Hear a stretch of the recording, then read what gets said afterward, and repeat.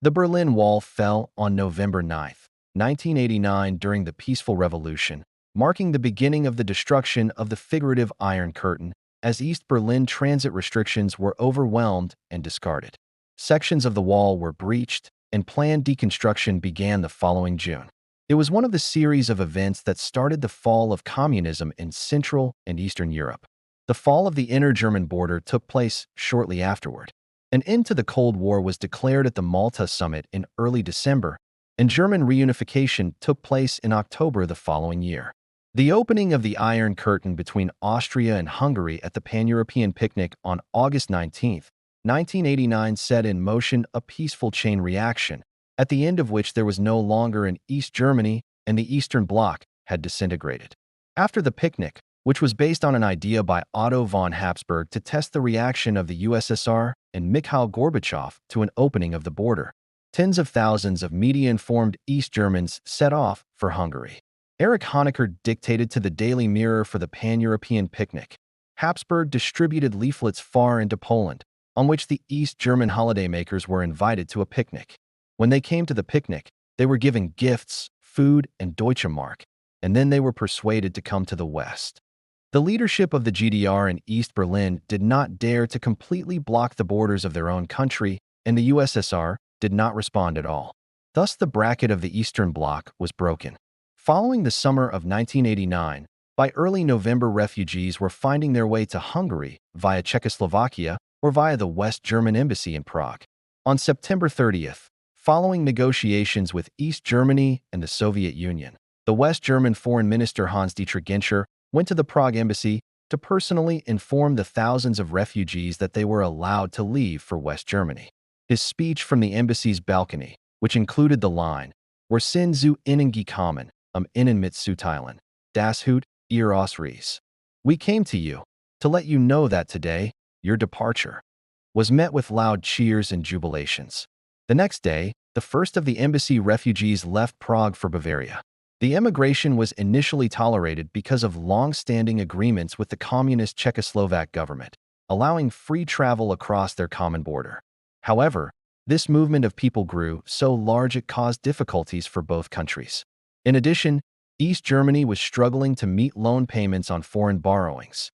Egon Krenz sent Alexander Szach-Golodkowski to unsuccessfully ask West Germany for a short-term loan to make interest payments. The Berlin Wall was made up of two walls. Both walls were 4 meters tall and had a length of 155 kilometers. They were separated by a mined corridor called the Death Strip.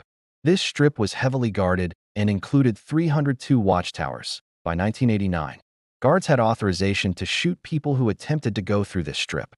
On October 18, 1989, longtime Socialist Unity Party of Germany, SED, leader Erich Honecker stepped down in favor of Krenz. Honecker had been seriously ill, and those looking to replace him were initially willing to wait for a biological solution, but by October were convinced that the political and economic situation was too grave. Honecker approved the choice, naming Krenz in his resignation speech, and the Volkskammer duly elected him. Although Krenz promised reforms in his first public speech, he was considered by the East German public to be following his predecessor's policies, and public protests demanding his resignation continued. Despite promises of reform, public opposition to the regime continued to grow. On November 1st, Krenz authorized the reopening of the border with Czechoslovakia, which had been sealed to prevent East Germans from fleeing to West Germany. On November 4th, the Alexanderplatz demonstration took place. On November 6th, the Interior Ministry published a draft of new travel regulations, which made cosmetic changes to Honecker-era rules, leaving the approval process opaque and maintaining uncertainty regarding access to foreign currency.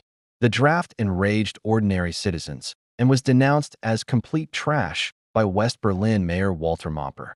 Hundreds of refugees crowded onto the steps of the West German embassy in Prague, enraging the Czechoslovaks, who threatened to seal off the East German-Czechoslovak border. On November 7th, Krenz approved the resignation of Prime Minister Willy Stoph and 2/3 of the Politburo. However, Krenz was unanimously re-elected as General Secretary by the Central Committee. On October 19th, Krenz asked Gerhard Lauter to draft a new travel policy. Lauter was a former People's Police officer.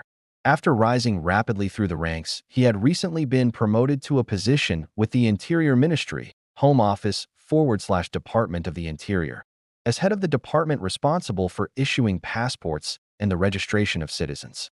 On November 8th, the East German Politburo enacted a portion of the draft travel regulations addressing permanent immigration immediately. Initially, the Politburo planned to create a special border crossing near Schörnding specifically for this immigration. However, Interior Ministry officials and Stasi bureaucrats charged with drafting the new text concluded the proposal was not feasible and instead crafted new text relating to both immigration and temporary travel. The revised text stipulated East German citizens could apply for permission to travel abroad without having to meet the previous requirements for those trips. To ease the difficulties, the Krenz-led Politburo decided on November 9th refugees could exit directly through crossing points between East Germany and West Germany, including between East and West Berlin.